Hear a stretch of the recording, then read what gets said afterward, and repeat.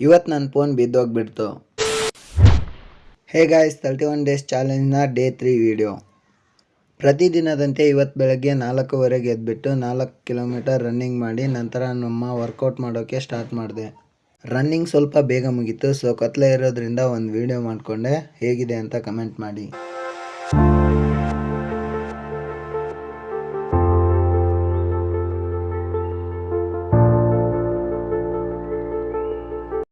ನಂತರ ನಾನು high stepping ಮಾಡಿದೆ. ಒಂದು ಸೆಟ್ಟಲ್ಲಿ 15 ವರ್ಕೌಟು.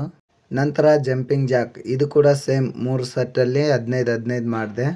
ಆಮೇಲೆ ಸ್ಟ್ಯಾಂಡಿಂಗ್ ಬೈಸಿಕಲ್ ಸ್ಕ್ರಂಚಸ್, ಅದು ಕೂಡ 3 ಸೆಟ್ ಮಾಡಿದೆ. ನಂತರ ಅಬ್ಡಾರ್ನಲ್ ಸ್ಕ್ರಂಚಸ್, ಇದು ಕೂಡ 3 ಸೆಟ್ ಮಾಡಿಕೊಂಡೆ. ಇದಾದಮೇಲೆ ಹೀಲ್ ಟಚ್, ಇದು ಕೂಡ 3 ಸೆಟ್ ಮಾಡಿಕೊಂಡೆ. ಆಮೇಲೆ 20 ಸೆಕೆಂಡ್ ಕೋಬ್ರಾ ಸ್ಟ್ರೆಚ್ ಮಾಡಿಕೊಂಡೆ.